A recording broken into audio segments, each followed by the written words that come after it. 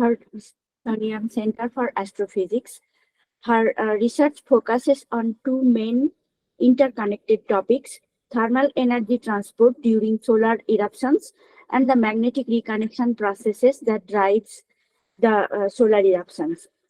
She is currently the US project scientist for the X-ray telescope on the Hinode mission and is the PI of the proposal submitted to NASA Heliophysics MEX call to build ECCCO, the EUV, CME, and Coronal Connectivity Observatory.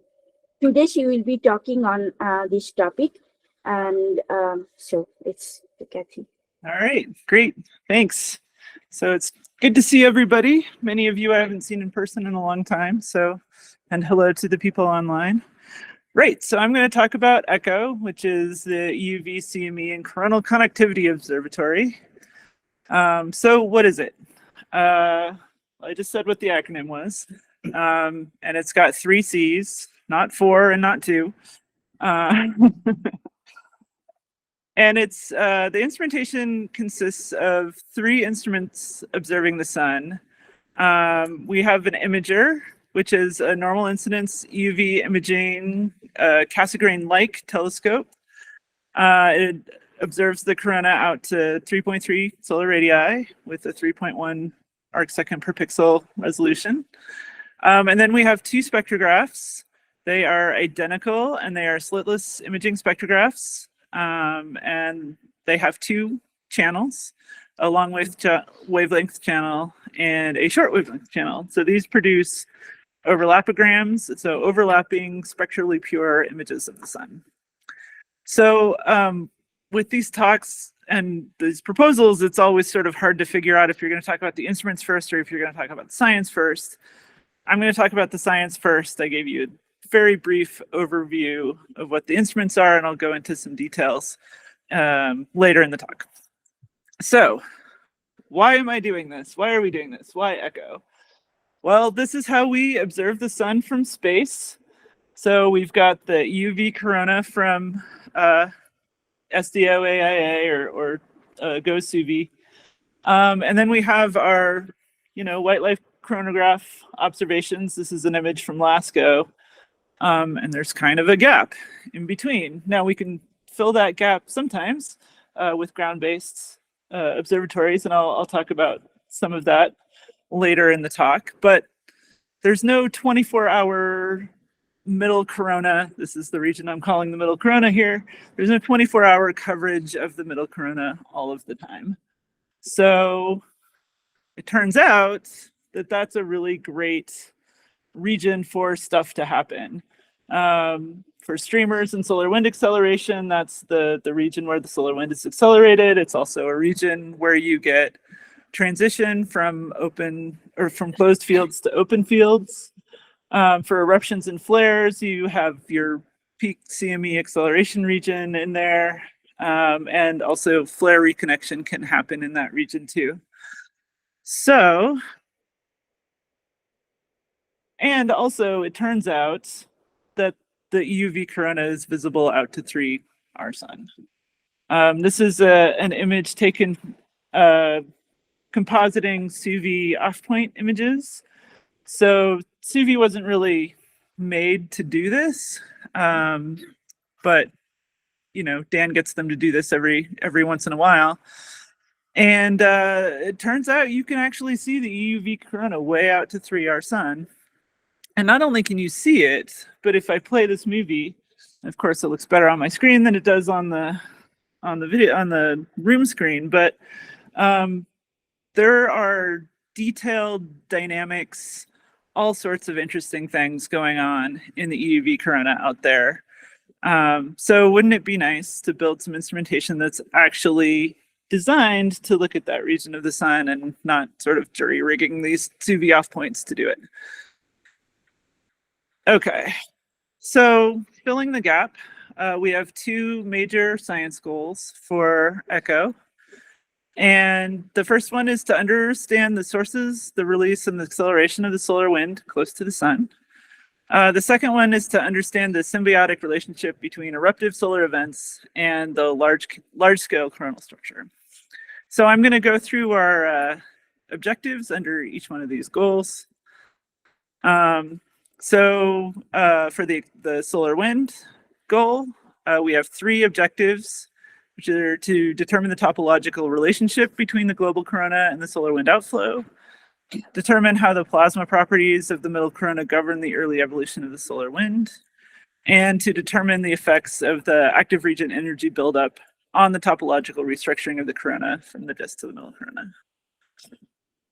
So that first goal, we want to look at the relationship between large-scale structures in the corona and their topology and the solar wind outflow. So this is a picture from a Sophie Masson paper from 2014 using AIA data.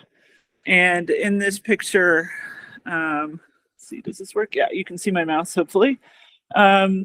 You see some structures here, and there's kind of a null point, and these are all labeled in this panel. There's kind of a null point here, and the field is slowly moving from these closed loops down in the bottom to an open structure. This is kind of maybe an interchange reconnection kind of process. So this can happen close to the sun, and when it happens this close, AIA can see it, but it often happens much further out. So we'll be able to image these structures and see how that topological restructuring is happening as reconnections happening. Of course, complementary observations from UComp and maybe even the Cosmo LLC. I don't know if those things will overlap with, or if the LC will overlap with ECHO, but if it does, that'd be awesome. We'll be able to get actual information about the magnetic field.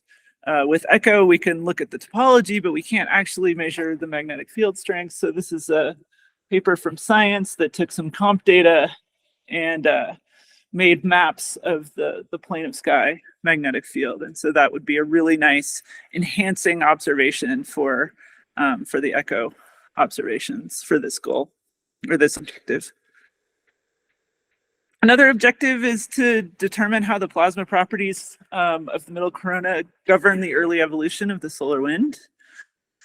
So ECHO will provide plasma diagnostics in this region in the nascent solar wind flows, and hopefully will determine between solar wind models. So this image here is from a recent paper by Noor Rofi, and this paper is claiming that these little jetlets are powering the solar wind, the tiny little reconnections. And what they show in the paper and what's in this image is, this is a composite AIA SUVI image. And what they can see is that these little jets that they see all over the place in AIA have signatures going all the way out into the SUVI field of view. Here's another set of complementary observations that will be really, really nice to put together with the ECHO observations, which are punch. Obviously, these aren't punch observations, but this is from stereo, from Craig's paper. And this is, as I understand it, the inner field of view of punch.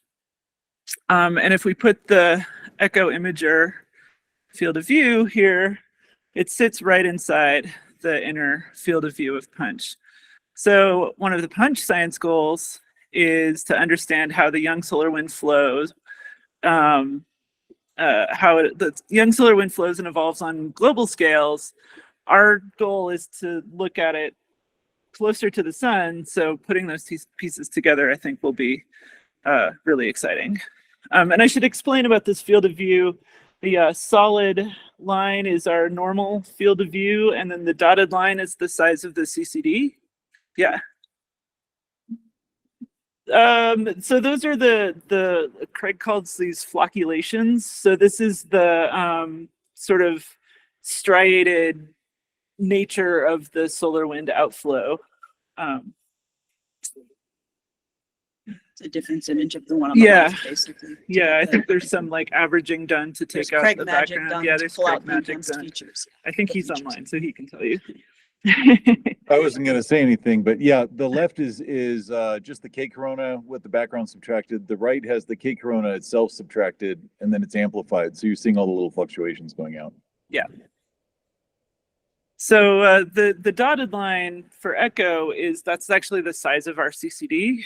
Most of the time we will be reading out the central portion of the CCD, but we can take images further out. I don't know if we'll see anything, but you know, that's certainly something we could try in the quiet sun. Do you expect like the time this will be operating to maybe try and fill in that black region on this spot? Do I expect Glasgow to still be operating? Is that your so I know that there's the Space Weather Follow-On mission has a coronagraph on it. So, and I think they're going to try to overlap Glasgow with the Space Weather Follow-On. So there should be a coronagraph of some description. Yeah. Another observational gap that we're going to be satisfied. Right. Right. Yeah. Right here, right in this region. Yeah. Yeah. So hopefully by the time this launches, I don't have any concept of the timing of the Space Weather Follow-On mission, but I know it's supposed to exist at some point. Okay, it's coming soon. So right now we have Echo launching in 2028. So there should be a GO-SUVI because those are operational. There should be a chronograph of some description. Yeah. All right, and the third objective under this goal is to determine the effects of active region energy buildup on the topological restructuring of the corona. There have been a few papers that have posited that this flux emergence into the sun's atmosphere is supplying the energy for the flow of solar wind. So we can measure some of the thermal properties of the corona as the active regions evolve, and then we'll couple and see how that restructures the middle corona and the larger topology. And then we're going to couple that with MHD modeling to actually assess the energy injection into the corona. So the CME goal, we have 3 objectives under that goal as well. So determine how the characteristics of the global solar corona lead to and influence the evolution of eruptions, determine how and where hot plasma is released and accelerated in the middle corona, and characterize CME shock structures and their interaction with the global corona. So this is another one of Dan's awesome SUVI movies. So this is from this really powerful active region that rotated over the limb at the end of August of last year. It eventually erupted on September 5th as a big CME on the backside, which all the Parker Solar Probe and Solar Orbiter people are really excited about. But the active region was growing and changing and producing all kinds of crazy stuff as it rotated over. And this just shows you how you can see the CMEs into the middle corona. We can follow their evolution. You can see how the global structure of the corona affects their propagation through the corona. And so that's one of the things that we're going to look at with ECHO, again, with a telescope that's actually designed to do this and not the off-point SUVI observations. You can have kind of similar time cadence, or I don't know what the time cadence of SUVI is, but we'll have for eruptions, we'll have pretty fast time. We'll have like minute time cadence, so it should be, yeah. And in Dan's Nature Astronomy paper, some of the SUVI off-point observations showed that you can have CME eruption that's triggered just by motions in the corona itself, so that it doesn't really have any trigger in the lower corona.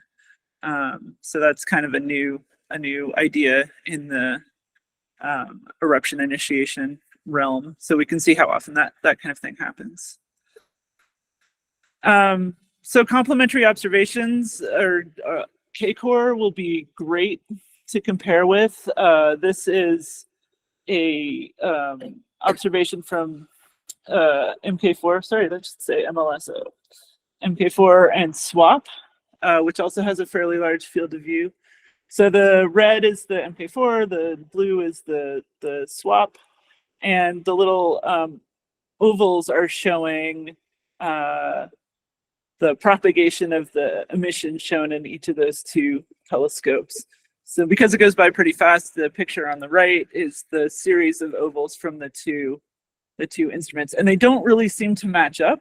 And so, you know, you're kind of seeing different things in the white light and in the EUV. So are we actually tracing different structures, or the authors of these papers, this paper also posit that it might just be that the emission is getting really faint in SWAP, and so it's harder to track. So looking at these kinds of eruptions and following the propagation with similar instrumentations but much improved will be really interesting. Through the different emission mechanisms, the two diagnostics, could that affect it? Yeah, it definitely could, and it'll be interesting to see with, you know, telescopes that are actually sensitive enough to follow the emission out further to see how it goes. So, because of course the white light is sort of seeing everything. Simple scattering. Yeah, it's all the density, right? The next objective is to understand how and where hot plasma is released and accelerated during the main acceleration phase of hot eruptions. So you'll see when I talk more about the instrumentation, we have a hot channel, short wavelength channel that images hot plasma at about 10 million degrees.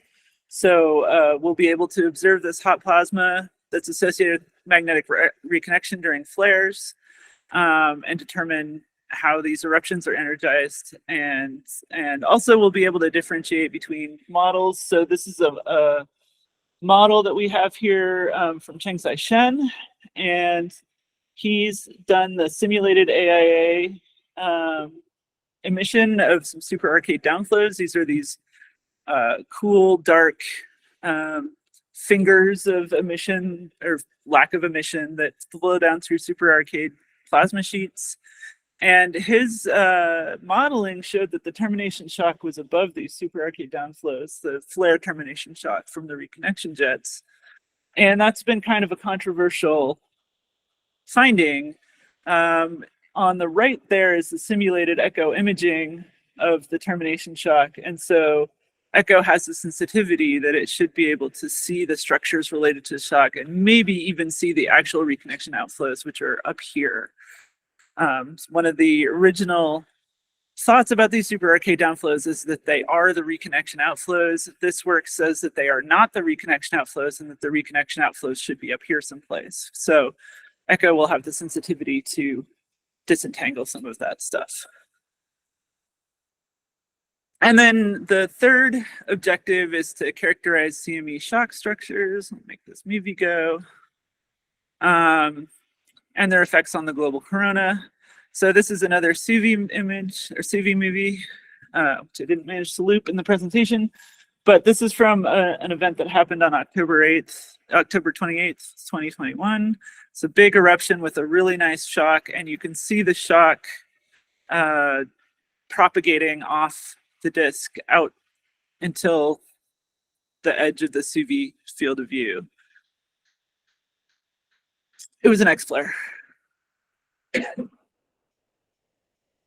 Yeah. So echo will have an even wider field of view.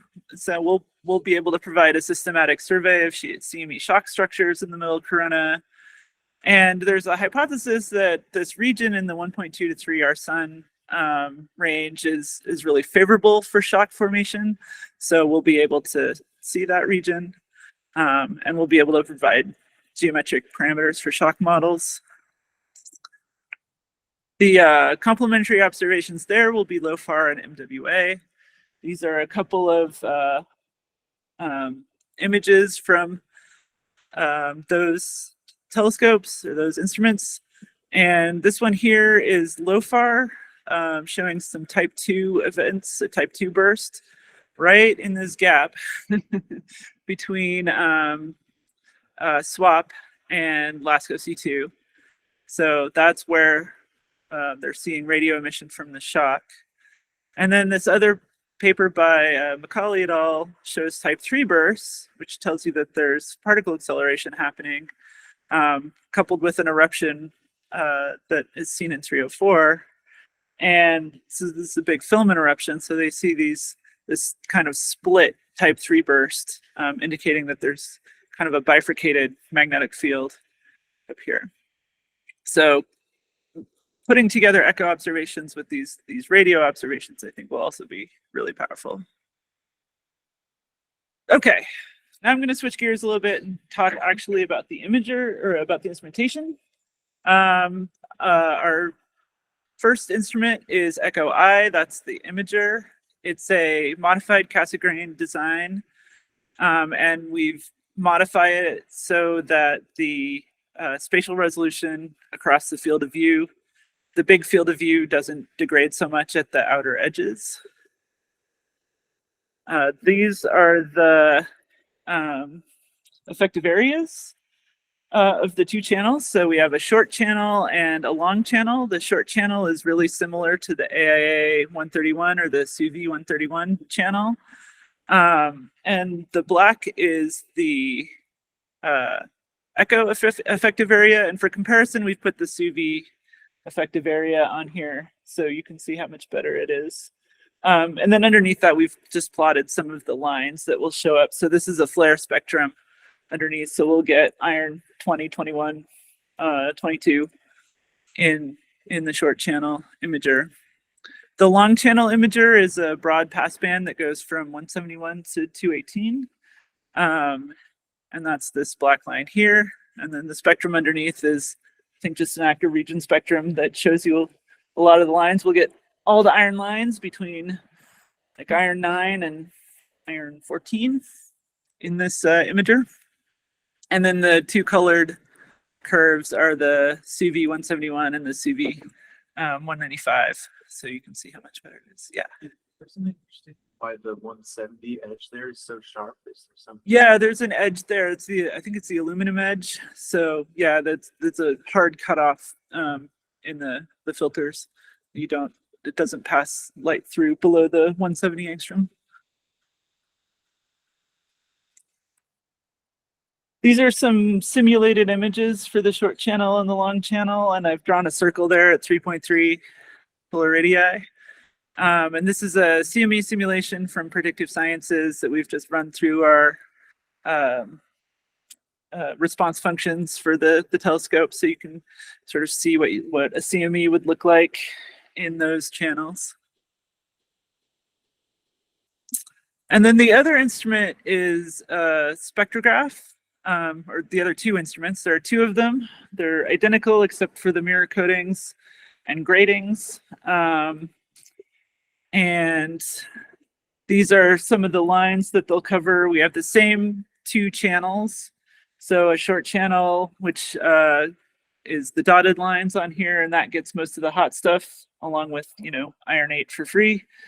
And then the solid lines on here are the short channel emissivities for the spectrograph. And again, you can see you just get basically all of the iron lines between 9 and this one doesn't, the spectrograph doesn't quite go up to 14 because of the spreading out of the images on the detector. They get cut off before the edge of the detector. This will make sense in a second, I swear. Okay, so this is that same CME now in the spectrograph. So the short channel is on the top and the long channel is on the bottom. So the reason we don't have the iron 14 in here is just this cuts off before we get to the iron 14. But this is that same CME, but the sun has been rotated now so that east and west are up and down. And that's because our overlapping structures here, we want to be able to separate them out as much as possible And so we want the active region belt to be kind of north-south aligned. We can rotate the spacecraft so that if we want to say look at polar plumes or something along those lines, we can rotate the spacecraft. Yeah. So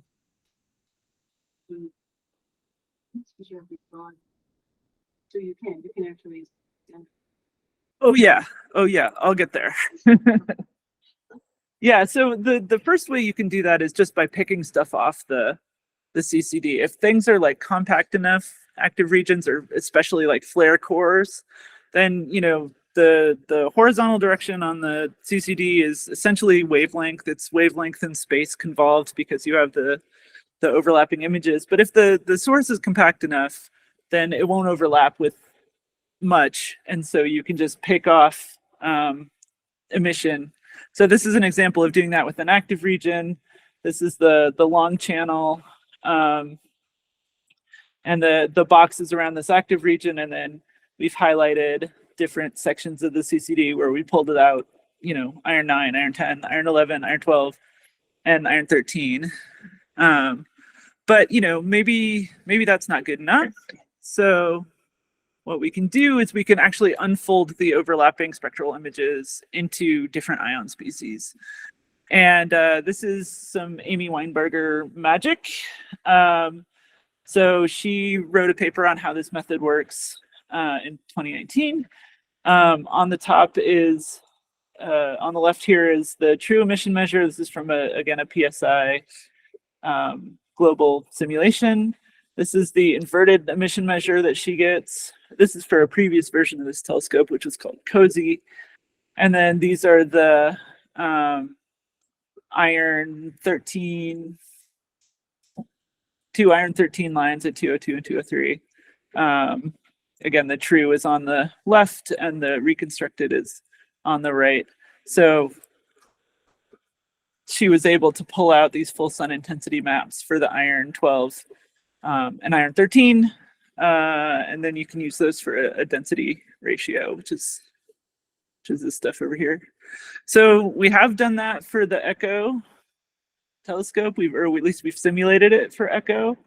And the way this method works is that you have repeated information across the detector in different levels because you have multiple, iterations of the same line in that spectral range. So there's multiple levels of overlap in different lines or different wavelengths of the same line. Is key to getting these extremely reliable inversions. And so this unfolding algorithm we use to pull out just a couple of ions out of the long channel and the short channel. This is the iron 8 out of that same CME simulation for a couple of different time steps, and then the iron 13 out of the CME simulation for a couple of time steps. And you may be asking, does this actually work? I mean, come on, right? Yes, it actually works. So the Magix rocket was launched in the summer of 2021, and Magix has a slot, and so it creates a similar overlapping pattern on the CCD. So this is an XRT image here, and then the rectangle shows the overlapping or the slot width. And for some technical reasons, they didn't quite get all of the slot to pull out the data, but nevertheless, they did get data, and this is what the data looks like on the bottom. You can see there's a bunch of different lines here, and they were all spatially and spectrally overlapped.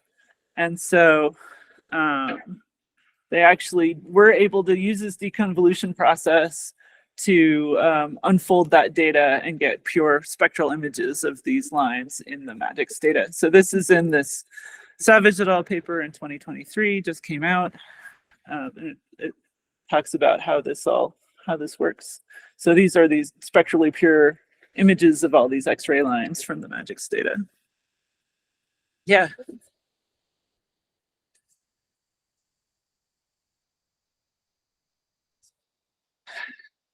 I mean, there's no other observations in the spectral range. There's XRT, but there's not, XRT doesn't have any spectral information. It's only imaging.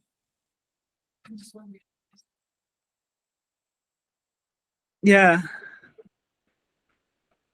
Yeah, and I think, ECHO will have it easier because there will be spectrometers. There'll be things like MUSE and EUVST. They won't be large fields of view, but they'll be, active region kind of fields of view, and we'll be able to use those to verify our unfolding. It's a little harder with MAGICS because there's just nothing else out there in that spectral range. I suppose you could actually, I think there is ice data for this, so some of these lines might show up in ice. Do they? I mean, not the actual lines, but the speed, the ions. Yeah, I'm not sure if they do though. I know this iron 17 doesn't. Iron 18 might. I don't know. Yeah. The forward models look like kind of works. But the forward models, yeah, it looks like it works in the forward models. Yeah, exactly. Are these sensitive to different heights in the atmosphere, these lines? I don't think so. I think these are mostly coronal lines, although there are spectroscopists in the audience who will correct me. I mean, I know the iron ones are coronal lines. I think the magnesium, but yeah, these are mostly coronal lines. Is that inversion process? Is that just an iterative fitting kind of? It's involves a lot of sparse matrices.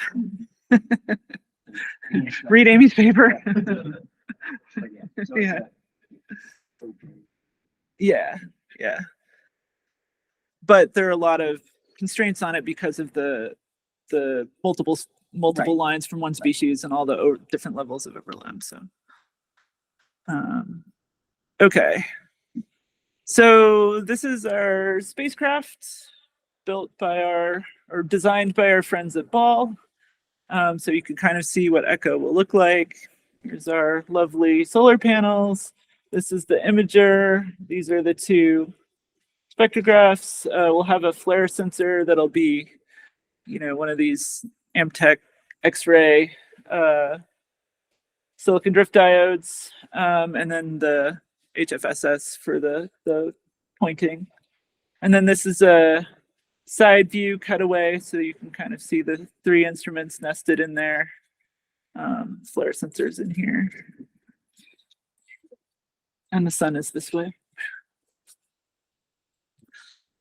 It'll be in a polar orbit like TRACE and IRIS and Hinode. Polar orbits are great because they allow you to point at the sun most of the time, except during an eclipse season, which will happen either in the summer or the winter, depending on when we launch. Right now, we're planning for a launch at the end of 2028. So we'd launch into, I forget which LTAN it is, but the one that gives you a summer eclipse so that we'd have lots of time to take data and do some science before we go into eclipse season. Yeah. And then we have several different observing modes, depending on what science we're doing. In the normal mode, which is most of the time, we're summing our images to increase our sensitivity. It's about a minute cadence. And we also have a flare buffer that we'll just put images into. It's a circular buffer, and so you drop stuff drop the oldest data onto the floor as the new data comes in. And then once there's a flare, we'll have a flare trigger. We'll go into flare mode. We'll go into high cadence images, long short exposure overlapograms to get both the extended corona and the flare kernel. When the flare triggers, we'll download the images in the flare buffer. And then in the last part of the flare, after the flare flag goes down, we'll have a 20-minute CME tracking mode, and then we'll go back to normal mode. So in the CME tracking mode, as I mentioned before, the ECHO CCDs are rectangular, so there's 4K pixels in the horizontal direction, 2K in the vertical. The CME tracking mode, we can download the images of the full CCD. And so then we can see if we can actually see CMEs out that far. This is just an example from Solar Orbiter FSI. It's 304, not EUV, but they did see CME ejecta out to about 7 our sun. This is probably going the wrong direction for ECHO to see it, since ECHO's CCD would be more this, but you know, maybe we'll see something. So bandwidth limited thing that you don't pull the full. yeah, it's a telemetry limitation. Yeah, but we can do it for, you know, special operations, short periods of time. As I was mentioning with the solar wind stuff, if we think we might see stuff out there, we could, you know, maybe come up with a mode that does some extended readouts of the CCD. You know, maybe that'll be in our extended mission proposal. It's not in this proposal. It's the same. No. And the reason for that is that we have two actual telescopes for the spectrographs. So we have the short channel has its own spectrograph and the long channel is its own spectrograph. For the imager, we have the short and long channels, but you have to alternate between them. So the ability to take images, you know, is you have to alternate. So that's the deal. We have two. Well, yeah, we have two different channels. So we have the long channel, which is the one with all the iron lines, the 171 to 218, and then the short channel, which is like the 131 channel. We'll probably also have some flare filters that go in, which are the same filters but thicker, so that we can rotate in if things get too bright. So, and I just wanted to mention the ECHO science team is all these amazing people. Ed DeLuca is the project scientist. Dan Seaton is the deputy PI. Our deputy project scientist is Yemi Rivera. And we have various other collaborators from NASA, Predictive Science, Barry, and the University of Cambridge. And the timeline, the proposal was submitted on December 8th. They get potential major weaknesses next week. We should hear about a down select in June. And then because we will be selected, phase A starts in July. And then there'll be another down select of the phase A concept study reports next year. And phase B will begin in fall of 2024. Launch will be at the end of 2028. So that's it. Thank you. If you can ask question, and online people can unmute and ask question. Janet. Nice talk, thanks. How big is the telescope, the imager? How big is the image? Like physically, how big is it? 10 centimeters. I think it's, I'm going to get it wrong because you've asked me. It's 25 or 30 aperture. Yeah. But in the Centimeters. simulations that you showed and so on, the intensity level is the same on disk and up to 3 solar radii. How is that possible? What is the trick? Well, one trick is log scaling the images. That's one trick. But you know, I mentioned that we had modified the Cassegrain design a little bit. So here it is. And that's so that you don't get this horrible point spread function. So. But in terms of, you know, the emissivity out of several solar radii is sort of much less than you have on disk. Is those Yeah. Some indifferent Yeah. Good question. And you're making me use my backup slide, which is great. Okay.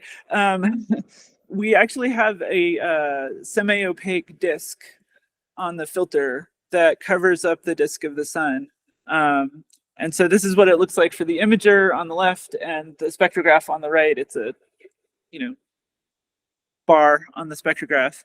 So these images that I've shown, it actually, if you look, there's kind of a halo, and that's where the filter is. Yeah. So we, yeah, neutral density filter. Yeah. So that it dims the bright disk of the sun a bit, so that you can really get the outer without completely blowing out the so disk. you have the same key. I guess Yeah. you could have taken a lot of short exposures and some. Yeah, and we are doing some of that too. We're taking for the quiet sun objectives, we're taking 15-second exposures and then summing them. So we should get some really good signal. I didn't put the signal to noise plot in the talk, but we should get some really, really good signal to noise in the imager out there. And that'll keep. For the 30 centimeter area, it is like 10 centimeters through that second. So that's a lot of light. Yeah. Will that keep the scattered light down too? Like, issues with, I guess if you're attenuating it at the entrance filter. Yeah. How does the spatial resolution? SUVI is, I think, 2.5 arcsecond pixels, so it's similar. We get worse out towards the edges just because it's a big field of view, but the structures out there are big anyway. So The question, Don has raised the hand. Yeah, hi Kathy. Great Hi. talk. Thank you very much. What's the nominal mission life and what's the design life for the mission? Can you go 5 years? So the nominal mission is 2 years. So 2 years after launch. And yeah, I'm sure we can go 5 years. Trace lasted 14, so Right, but there's no consumables. there's no consumables. Yeah. Yeah. Craft design life from Ball, is that 5 years? I don't have, I don't have a number for that, but Right. I expect we can probably make it longer than the 2 years. Okay, great. Exciting, very exciting mission. I'll ask a follow-up. What if you had something like this up at the same time as a solar polar mission was looking? That'd be so great. That would be so great, Sarah. Yes, agreed. Nothing to do with Don's last question. No. No. Yeah, that would be Totally unrelated. amazing. That would be amazing. Getting the two different perspectives, I think, would be. I could put that in my complimentary observations if you have a slide for me. Yeah, we can, I imagine that could happen, yes. There is a question in the chat. So you have a question from Arvind Aradhya. Could you actively rotate the CCD to the most favorable orientation depending on the direction of the CME? We certainly can rotate the spacecraft. Right now, we've just required that we're able to rotate the spacecraft 90 degrees because we want to be able to see the polar plumes in the spectrograph. And the way it's usually oriented, the polar plumes will go horizontally on the spectrograph and overlap everything. So we've put a requirement on the spacecraft that they have to be able to roll 90 degrees. I've been thinking about, can we roll at some arbitrary angle because of these images that are coming out of Solar Orbiter, and how I've seen a few more of these CMEs, and they always seem to be kind of off in a diagonal direction. They're not they're not straight horizontal, right? So could we maybe rotate it so the CCD was, at 45 degrees or something? We probably could, but we haven't spec'd that out right now. We couldn't do it in real time. We can't see a CME going off and call up the spacecraft and tell them to rotate. That's not going to work. But maybe we could say, oh, this thing on the the northeast limb here looks like it might go in the next few days, so let's rotate the spacecraft 45 degrees in case it does, and we might be able to do something like that. But right now we've only spec'd it for a 90-degree rotation.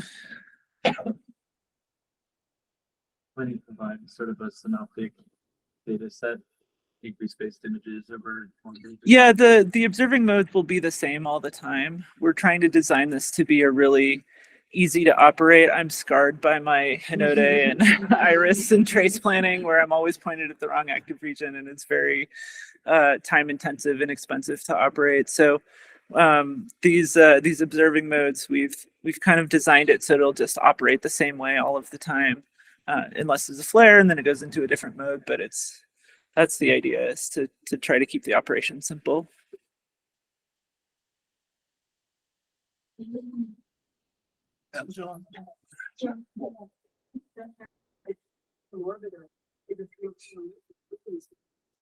Mhm.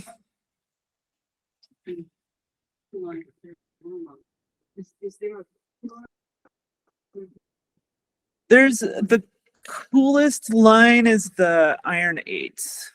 So it's not quite prominence temperatures. Yeah, so yeah, this is 304, and I have to go back and look at I mean, Solar Orbiter has 304, and then they have the 171. We'll have a whole big passband that goes from 171 to 218, so we'll be integrating over all of that emission, so whatever's there. So will we be able to see something at 7 solar radii? I have no idea, but we'll look. Do you know when that orbiter thing is done? Because is the reason they're getting it that they were close? I mean, how much of this is? Oh, like where were they in their Yeah, orbit? exactly. I don't remember where they. I mean, yeah, I think they were pretty far out because Yeah, that's true. that's kind of once they're in, the sun fills more of their field of view, so they must be relatively far out. But I don't remember exactly where they were. In relation to that, Arvind Aradhya has another comment. Autonomously, perhaps post-flare detection. I'm sorry, can you say that again? Autonomously, perhaps post-flare detection. Yeah, so we do have this CME tracking mode, which is kind of a post-flare mode, which could read out the whole CCD. You know, like I said, we can't like turn the spacecraft in real time, but we can tell it to read out bigger images.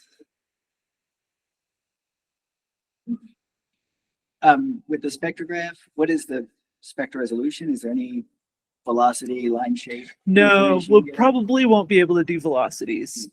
And so that's where having, you know, at least lower down, maybe things like Muse and UVST will be nice. But yeah, we won't really be able to do velocities. Maybe we'll be able to do the like fast CMEs, you know, we haven't put it in the STM because, you know, we didn't want to make it a requirement, but we'll certainly look at that when we get some fast CMEs and see if we can see a Doppler shift. But Talking about like on this site or line. yeah, line of sight, like bulk Doppler shifts in the spectrograph.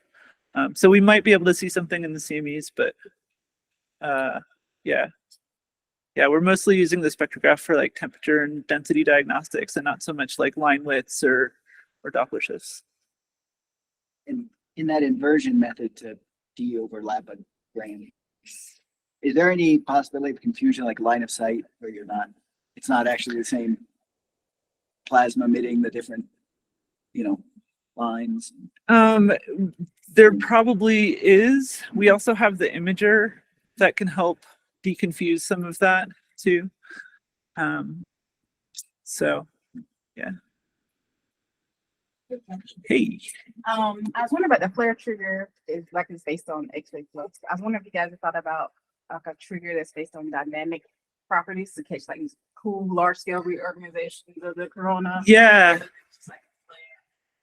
Yeah, that would be really cool if we could do something like that. It would take some onboard processing, so we'd have to have like a smart computer that would be able to like process the images and say, "Ooh, I see velocity," you know, and then tell the. So I think we can't afford it. Yeah. You train it on the CME catalog with UV images. Or like a filament eruption catalog is more, yeah. You can can totally set up an algorithm that you send them. Yeah, But even just a difference image, if you, yeah, you know, if it exceeded a threshold in a difference image, you yeah. would already, you know, be like your Right, because say, okay, you're kind of getting at like it'd be nice to have the CME tracking mode for something that maybe didn't have a flare. Yeah, yeah, Or other things. yeah. There's, I mean, Signatures. you'll see the global corona and you'll see it move around as the thing erupts, and you know, maybe see an absorption in 171 or something. Yeah.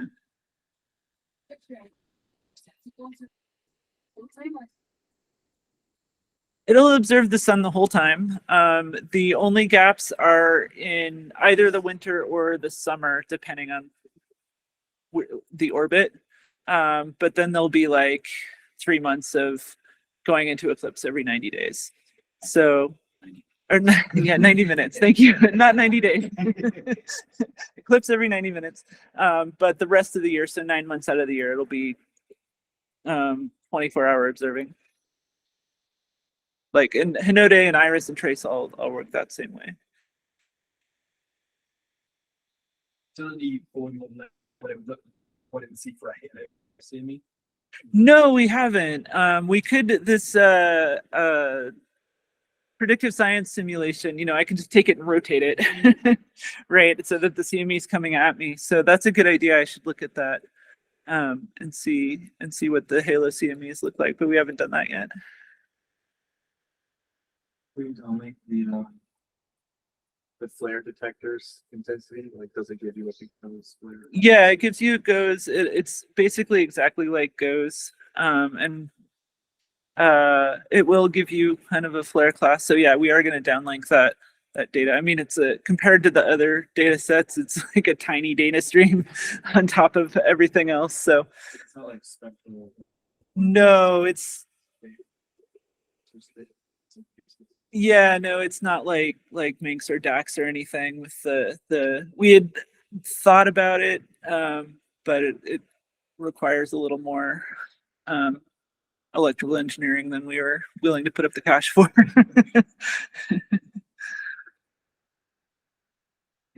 know it's probably cash, is the answer. Yes, but it always is. You choose the field of view. I feel like, you know, I want all of a sudden, like, Yeah, all the sun, all the time. Yeah. So the reason the CCDs are the size they are, the 4K by 2K, is they're the punch CCDs. So, you know, we can do a little recycling in terms of these were used on punch and yeah, blah, blah, blah, right? So so that's why they're the size they are. The reason we don't read out the whole CCD all the time is telemetry, basically. We're telemetry limited. And that, you're right, comes down to cash, because you could download it all, but then you have to pay for all those ground stations. Yeah. NASA puts a cap on these missions. NASA says we can only spend $150 million. So Put twice as many CCTs on there, squared. 4K. yeah, you could. Yeah, exactly. That's right. But that would be more than $150 million. Yeah. No comment in the chat. Yep. Don Hasler, great talk and exciting mission. Thanks, Kathy. Thanks, Don. Jonathan Darnell, we could plan a campaign of SUV, CCAR, and ECO observations. Yeah, definitely. Absolutely. I'm up for coordinating with anybody. So yeah, I think that would be a really nice data set. Agreed. Right. So what we have for the multiple events like. So the way the flare trigger works is it goes off when the X-ray flux hits a certain level, and then turns off again when it goes back down to a certain level. So it's you know, it's kind of dumb, right? It's only looking at, is it above this level? Yes, no. So if you had a flare and then another flare, it would just probably, depending on how far apart they were spaced, they would probably just stay in flare mode until the second flare diminished enough to come back down. You know, if they were real well separated, it might go into flare mode and come back out and go back in again. So, but it's a really sort of basic binary. Are we above this flux level? So it's not doing anything real sophisticated.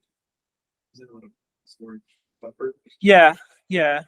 We have we did an analysis of the most active days from the last solar cycle and figured that we could download, I don't know, 8 or 10 flares a day for short periods of time. Couldn't do it forever, but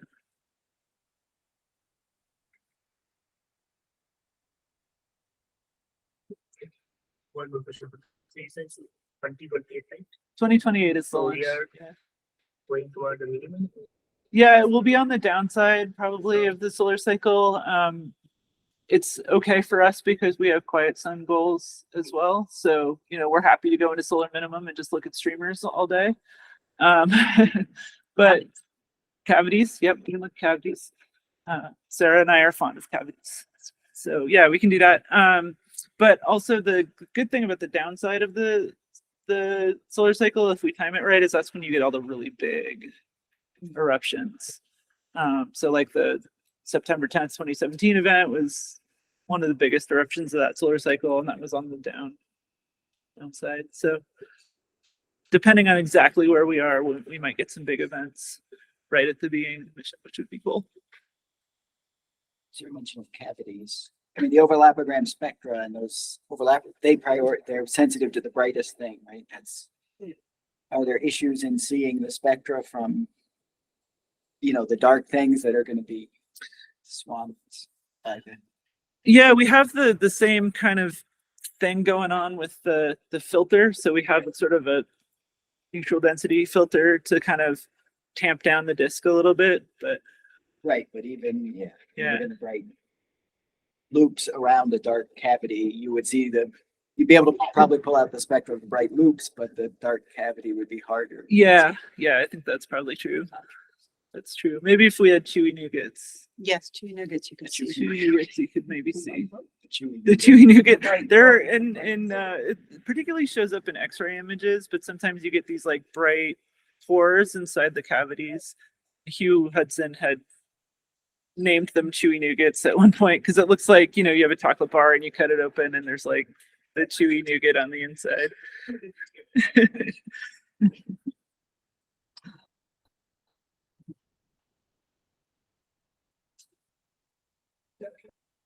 There is no other question. Let's thank Kathy again. And I think Kathy's going to be around. I'm going to show her the colloquium room, which is by the mail room. So I don't know if you around somebody else. Yeah, I'll be around until early afternoon. If somebody wants I'll to be set around up a mid-afternoon. time, come talk to us. Yeah. after. Yeah. I You and I know. got to talk. Yeah. Ideally, so that's a pretty far out,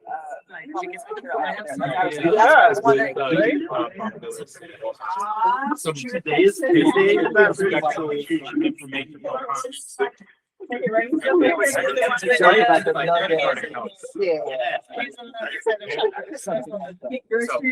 we actually just recently talked about it. Yeah, exactly. I saw that. I was thinking about the big blocks. Well, if I stay at 6 years,